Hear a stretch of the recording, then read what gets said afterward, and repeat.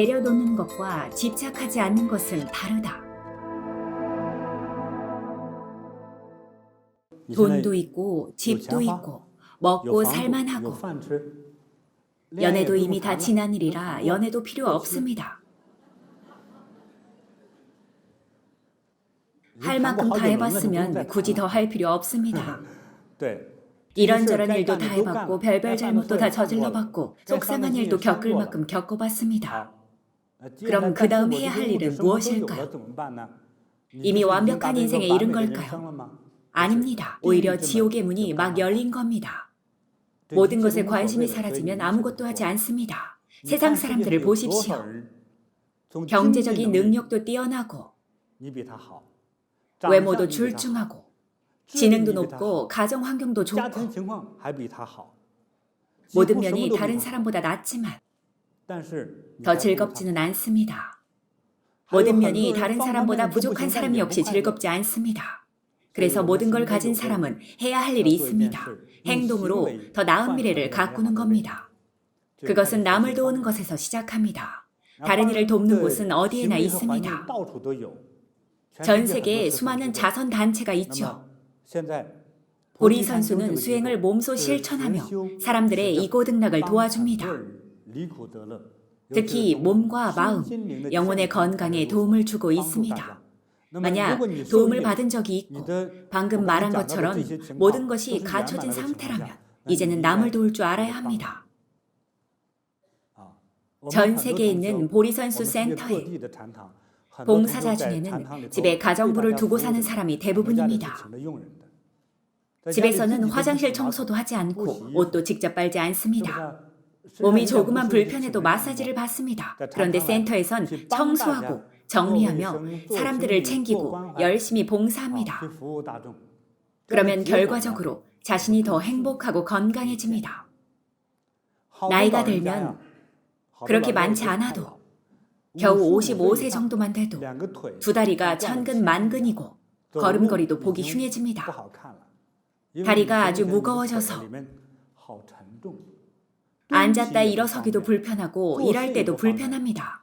그러나 이곳에서 수행을 하고 남을 위해 봉사하며 100일쯤 지나면 마치 20살로 되돌아간 것처럼 매일 안팎으로 분주하게 뛰어다니며 아주 건강하고 즐겁게 삽니다. 건강할 뿐만 아니라 즐겁기도 합니다.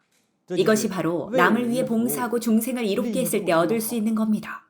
따라서 큰 즐거움을 얻으려면 남을 위해 봉사하고 중생을 이롭게 해야 합니다. 이 세상에는 선한 마음을 지닌 진정한 대보살이 필요합니다. 여러분의 도움이 필요한 사람, 가르침과 격려가 필요한 사람들이 많습니다. 여러분이 수행할 때도 이런 도움을 받으며 왔듯이 말입니다. 어떤 사람은 여기에 온 지 6개월밖에 안 됐다고 하는데 충분하다고 봅니다. 반나절밖에 안 됐어도 깨달음을 얻었다면 그는 깨달은 사람입니다. 반면 800살이더라도 깨닫지 못했다면 깨닫지 못한 사람, 어리석은 사람입니다. 마음의 해탈을 배운 적 없는 노인들은 88세 임종을 앞두고 대부분 이렇게 말합니다. 아이고, 돈을 다 쓰지도 못하고 죽는구나. 이 돈을 어찌할꼬 원통하다. 쌀죽만 마시면서 돈을 아꼈는데 죽을 때가 되니 너무 늦은 거죠. 이것이 무지입니다. 아무리 오래 살았어도 깨달음을 얻지 못했다면 마음은 괴롭습니다. 죽음을 맞이할 때 좋은 모습을 보여주지 못하는 것은 아직 경지가 부족하기 때문입니다. 법칙을 보지 못했기 때문에 내려놓지 못하는 겁니다. 보리선수 수행자들은 이미 깨뚫어 보았습니다. 돈이 많아도 소용없습니다. 태어날 때 가지고 온 것도 아니고 죽을 때 가지고 가는 것도 아닌 것을 깨뚫어 봐야 합니다. 세상을 떠날 때는 자신의 몸조차 데려가지 못합니다.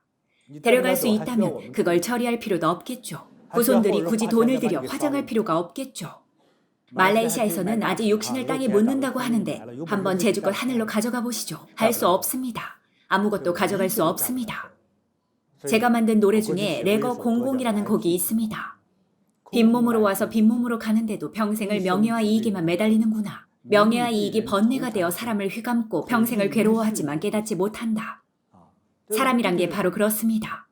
해탈하면 명예, 이익, 상을 꿰뚫어 봅니다.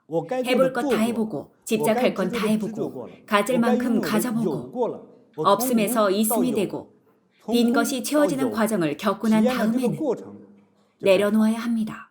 이런 이치를 깨달으면 모든 것을 내려놓을 수 있지만 집착하려 한다면 결국 번뇌가 찾아올 겁니다.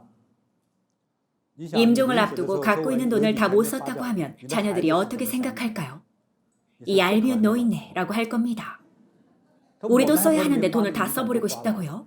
후회까지 한다고요? 졸지에 욕심 많은 노인네가 되어 돌아가시면 많이 보고 싶을 거라 했던 마음에서 나중에는 연결식도 하지 않고 아무한테나 대충 강에 뿌려달라고 합니다. 깨달은 사람만이 해탈할 수 있습니다. 깨달은 사람만이 주위 사람을 해탈로 이끌고 자제롭게 합니다.